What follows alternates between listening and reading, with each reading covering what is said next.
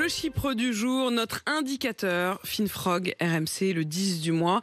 Et on découvre qu'il y a 53 € dans le portefeuille des Français. Oui, exactement. Il ne nous a pas échappé que nous ne sommes que le 8, mais que, évidemment, le 10 du mois, c'est dimanche. Et donc, je voulais vous donner ces informations aujourd'hui. Donc, le 10 mars, il restait effectivement 53 € sur le compte en banque d'un échantillon représentatif de 10 000 Français qui gagnent moins de 2 000 € par mois et sont chaque mois à découvert. Échantillon scruté par la société de crédit Finfrog avec qui nous avons bâti donc cet indicateur. Je rappelle que pourquoi on l'appelle le 10 du mois ? Eh bien parce que tous les revenus ont été versés, les salaires, les APL, les allocations, les bourses, les retraites, etc. Et que plus des 2/3 des dépenses réalisées par prélèvement automatique interviennent avant le 10 du mois. 53 € donc en mars, c'est un chiffre qui est nettement moins bon que celui d'il y a un an à pareille époque. On était presque à 84 € sur le compte et on voit qu'en fait, janvier, février, mars, on a à peu près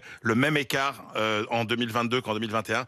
En gros, il y a 30 à 50 € par mois en 2022 qui sont ponctionnés par l'augmentation de l'énergie. Alors on va essayer de regarder quelques propositions que propose par exemple Philippe Poutou sur le pouvoir d'achat. Alors le candidat du NPA qui veut en finir lui avec le capitalisme, il promet d'abord un énorme coup de pouce aux revenus des Français, pas un salaire inférieur à 1 800 € net par mois, augmentation des allocations chômage, augmentation des allocations adultes handicapés, du minimum vieillesse et puis un pré-salaire d'autonomie pour les jeunes à 75% du SMIC. Ensuite, il veut redonner du pouvoir d'achat en baissant les taxes, notamment supprimant la TVA sur les produits de première nécessité. Il veut développer des transports 100% publics et gratuits dans au moins 35 villes.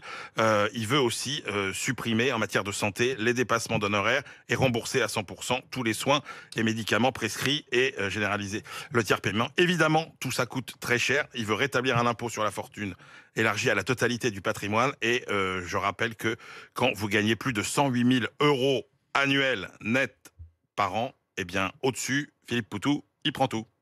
Au-dessus, il prend tout. Il prend tout. Il prend tout. Et ben, vous analyserez aussi tout à l'heure les programmes d'Anne Hidalgo. Non, mais en fait, c'est vrai qu'il faut aussi vous donner toutes les règles. En fait, on a des obligations de temps de parole, ça on vous en parle souvent, mais on a aussi des obligations de temps d'antenne. Absolument. Voilà, il faut tout préciser. Et des obligations de temps d'antenne, c'est-à-dire qu'on doit régulièrement faire le point sur le programme de tel ou tel. Et là, eh ben, à moins de 24 heures de la fin du décompte, il nous reste du temps d'antenne de Philippe Poutou, d'Anne Hidalgo et de Nicolas Dupont-Aignan à faire. Je vous dirai tout. Et donc, Emmanuel Le Chypre s'y colle. Et il nous a donné ce matin le programme de Philippe Poutou. À 7h20 tout à l'heure, vous nous donnerez aussi celui d'Anne Hidalgo et de Nicolas Dupont-Aignan. Absolument. Et nous serons en règle.